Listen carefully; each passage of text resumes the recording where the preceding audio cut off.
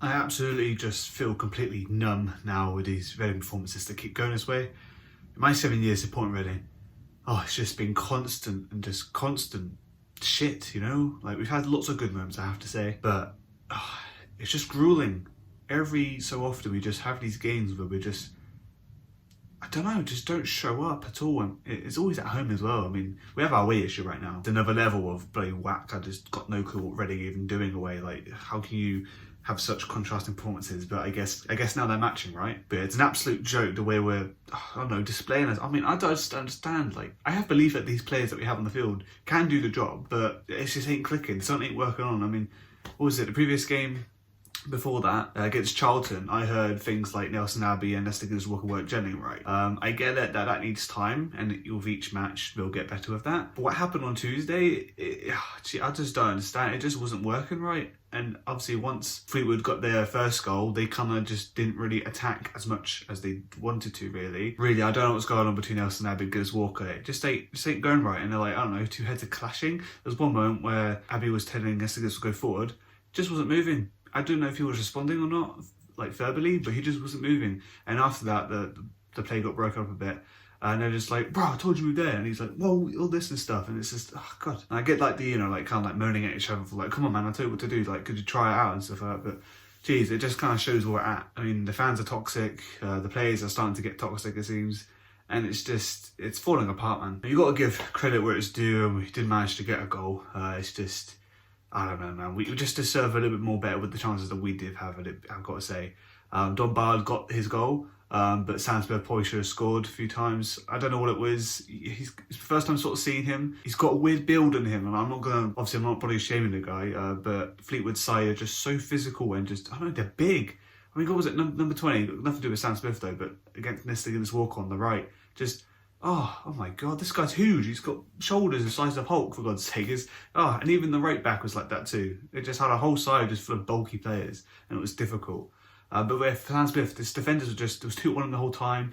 Every time there was a cross go in, they'll be on his shoulders to, like, you know, help him. And that's not necessarily Sam Smith's fault. It's more the referee not picking up on that and rewarding us a penalty. And a few times with a few handball shouts and such like that, which, you know, could be 50-50. You know, in the moment you see something hit the ball near the chest area, you know, where your hand may be, and you are going to shout for it. But yeah, whether they are or not handballs, I don't know. But definitely, I think probably 1 out of the 5 times should have been a penalty. So, you know, we got sort of robbed from that, didn't we? But yeah, I don't want to sit here and say, oh, well, you know, we should have won the game and excuse-wise, really, we shouldn't have, to be honest. If you didn't start the game right, I don't believe you deserve to win the game all right through. You know, we could have had a comeback. We didn't. You know, Fleetwood's second goal in the dying moments of the game, just tied legs, just didn't manage to get the ball. Literally was in the 6-yard box, didn't seem to act on it. And yeah, that striker just, I mean, he's the one that came on, didn't he, Fleetwood? And he just managed to, you know, get a lot of power for it, and Dave Button couldn't do anything. That was particular Dave Button, I have to say, he put up some good saves. And Fleetwood could have been more than 2 goals in this game, really. So yeah, credit to him to helping us. So I just don't want to say anything positive because there's just nothing to say that's positive. I've been lying to myself. But yeah, thanks for keeping it less than 2 goals. The main thing just about this game is just, what's doing my head in about it is just the fact that this is our must-win game so far this season. Fleetwood right above us.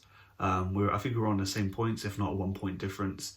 And if we win that, we leapfrog them and we get out of the relegation zone with time. Obviously, we weren't in that game, we're going to get out of the relegation zone, but that would have helped us get out of it in the long run. So yeah, I just, with Portsmouth next, it's going to be a long season. You know, these fixtures don't come so often where you have someone right next to you to play, and you need to take advantage of that, and we didn't. And yeah, I don't know. A lot of people are sell us in and sell us out. Debates are going on now. Obviously, sell us out was pretty much of the agenda at the end of the game. I'm not sure necessarily what the majority of the fan base was like. You know, clapping. Obviously, I get you're doing it to the players. They tried. They showed it. They tried. Just didn't work out well. But with the manager, are we for him? Are we against him? It's hard to know. I mean, I hear a lot of things as well, murmurs of like, oh, well, we want him to go, but we know we can't because of the owner situation and just all the financial reasons behind such. So, yeah. So downbeat, man. I hate doing something downbeat videos, man. It's what you get for supporting Reading, I guess, isn't it? God's sake. Good times to come in the future, though, hopefully, after this whole owner fiasco is over with. we can get someone new in, and yeah, hopefully it'll be sunnier days, right? Right, well, before I forget, once again, got to think of a player of the match. Who did well? Got to think of this. I suppose I'd give it to Don Ballard, not just because he did score. He ran his socks off, pressured when he could. He didn't play the full 90, but, you know, he came off because he was tired, because he had been running so much and trying to... Every time there was like a slight counter-attack, he was on the ball trying. He did well, I got to say, but obviously you've got someone who's very small and still a teenager against someone who's the bulkiest person on the field. Yeah, the chance of winning those balls and managed to get through onto goals, it's going to be difficult. But yeah, like I say, he's got his goal, so credit to him for doing that. And yeah, different story, could have been a 1-1, and we could look forward to hopefully snatch a draw or hopefully a win against Portsmouth, but looking unlikely now. But who knows, you know, it was one of the things where you predict a win or a loss and it's be the opposite sort of thing. I predicted a win for us, you know, 1-0 win for us. That quickly dissipated in the first few minutes. Right, and that's been my thoughts. Just a final thing. At the moment, I'm Sellicing still. Before you scream at me, I know it's like, what? How could you? Like, you know, we've stuck him for so long now. Like, surely you've got to get rid of him. I just think he needs to adapt, and he has a chance to adapt against Portsmouth. You know, throughout November could be another turning circle for him. So we'll just see what happens. But after that, definitely says out. You know, maybe deep down I am, and I just want to be hopeful and positive. But you know, how can you be positive?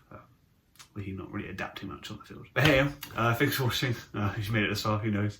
Yeah, and I'll see you guys next time.